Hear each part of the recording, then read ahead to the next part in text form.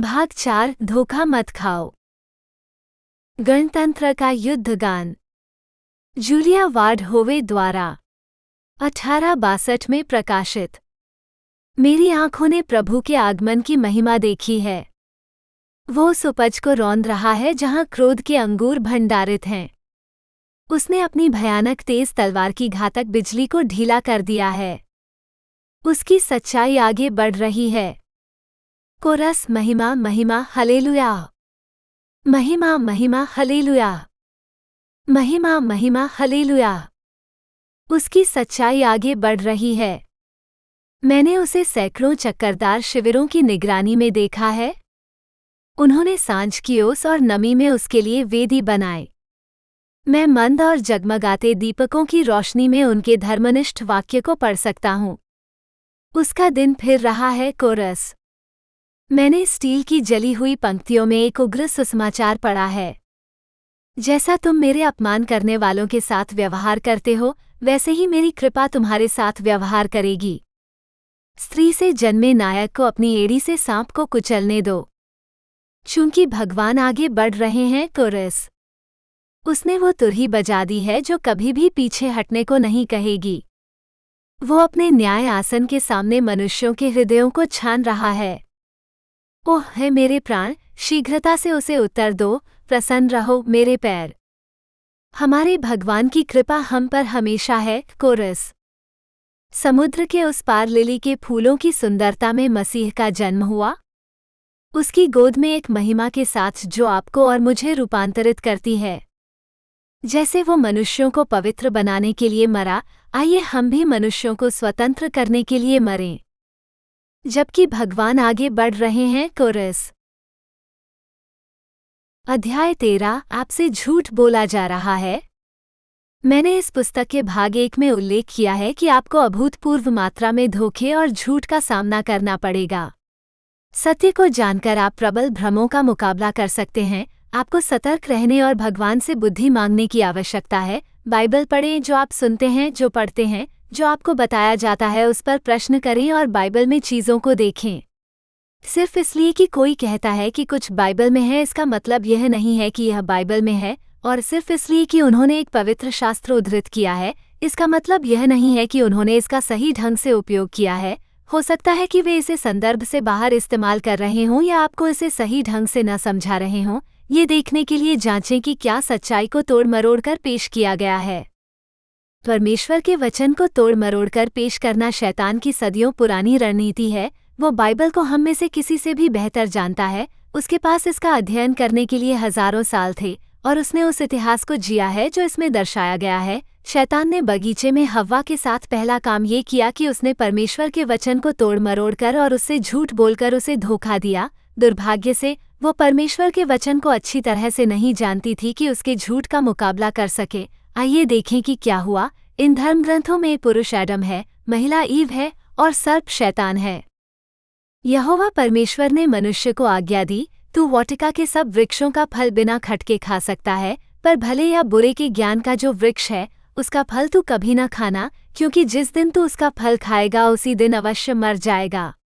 उत्पत्ति 2:16-17। अब सांप मैदान के किसी भी जानवर से अधिक चालाक था जिसे यहोवा परमेश्वर ने बनाया था। उसने स्त्री से कहा, क्या परमेश्वर ने सच कहा है, तुम वाटिका के किसी वृक्ष का फल न खाना? स्त्री ने सांप से कहा, हम वाटिका के वृक्षों के फल खा सकते हैं, परंतु उस वृक्ष का फल नहीं जो वाटिका के बीच में है। परमेश्वर ने कहा है, तुम उसको न खाना, तुम उसको छूना नहीं, नहीं तो मर जाओगे।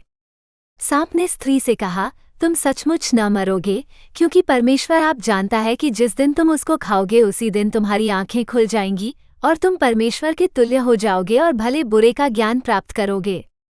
जब स्त्री ने देखा कि वो वृक्ष खाने में अच्छा और देखने में मनभाव और बुद्धि देने के लिए चाहने योग्य है, तब उसने उसका फल तोड़ा और खाया। फिर उसने अपने पति को भी दिया और उसने भी खाया। उत्पत्ति 3:1-6। शैतान ने पहले पूछा, क्या परमेश्वर ने सचमुच कहा है किसी वृक्ष का फल न खाना? क्या आप देखते हैं कि उसने परमेश्वर के वचन को कैसे तोड़ मरोड़ कर पेश किया? वो जानता था कि परमेश्वर ने ऐसा नहीं कहा है। परमेश्वर ने कहा कि वे एक पेड़ को छोड़कर हर पेड़ का फल खा सकते हैं, फिर हव्वा ने कहा कि वो बगीचे के बीच में पेड़ के फल को छू भी नहीं सकती थी। उसे परमेश्वर के वचन ठीक से याद नहीं थे। शैतान ने हव्वा से झूठ बोलकर अपना प्रलोभन पूरा किया। उसने उससे कहा कि वो नहीं मरेगी। हव्वा को भगवान पर भरोसा नहीं था और शैतान को यकीन था कि भगवान उससे कुछ छिपा रहा है। उसने शैतान के झूठ पर विश्वास करने का फैसला किया। आपका शत्रु शैतान नहीं चाहता कि आप सत्य जानें। यहाँ कुछ भ्रम हैं जिनकी आपको अपेक्षा करनी चाहिए। ये समझें कि शैतान इन झूठों को काफी ठोस बना देगा। पहले धर्मग्रंथ में यह आदमी एंटीक्रिस्ट का संदर्भ है। दूसरे धर्मग्रंथ में ड्रैगन शैतान है और जानवर मसीह विरोधी है। यह व्यक्ति नकली शक्ति, चिन्हों और चमत्कारों के साथ शैतान का काम करने आएगा। वो विनाश के मार्ग पर जाने वालों को मूर्ख बनाने के लिए हर तरह के दुष्ट धोखे का उपयोग करेगा, क्योंकि वे उस सत्य को स्वीकार करने और उससे प्रेम करने से इनकार करते हैं जो उन्हें बचाएगा। इसलिए परमेश्वर उन्हें बहुत धोखा देगा और वे इन झूठों पर विश्वास करेंगे। तब वे सत्य पर विश्वास करने के बजाय बुराई का आनंद लेने के लिए दोषी ठहराए जाएंगे। द्वितीय थिस्सलुनीकियों 2:9-12 नया जीवंत अनुवाद। अजगर ने पशु को अपनी शक्ति, सिंहासन और महान अधिकार दिया। मैंने देखा कि पशु के सिर में से एक पर घाव था जो ठीक होने से परे था, लेकिन घातक घाव ठीक हो गया था। पूरी दुनिया ने इस चमत्कार पर आश्चर्य किया और पशु के प्रति निष्ठा दिखाए। उन्होंने पशु को ऐसी शक्ति देने के लिए अजगर की पूजा की और उन्होंने पशु की भी पूजा की। तब पशु को परमेश्वर के विरुद्ध बड़ी निंदा करने की अनुमति दी गई और उसने परमेश्वर के विरुद्ध भयंकर निंदा की, उसके नाम और उसके निवास की निंदा की, अर्थात स्वर्ग में रहने वालों की। प्रकाशित वाक्य 13:2-6 नया जीवंत अनुवाद। झूठी शक्ति, झूठे संकेत और झूठे चमत्कार। एंटीक्रिस्ट की शक्ति वास्तविक दिखेगी, लेकिन ऐसा नहीं है। यह नकली है। वो ईश्वर के बारे में, ईश्वर के नाम के बारे में, ईश्वर के पुत्र यीशु के बारे में, स्वर्ग के बारे में और वहां रहने वाले ईसाइयों या स्वर्गारोहित लोगों के बारे में झूठ बोलेगा। वो निंदा बोलेगा, जिसका अर्थ है कि वो परमेश्वर की निंदा करेगा, उसकी बुराई करेगा और उसकी निंदा करेगा। चूंकि आपको पहले से ही चेतावनी दी जा रही है, इसलिए आपको धोखा खाने की जरूरत नहीं है।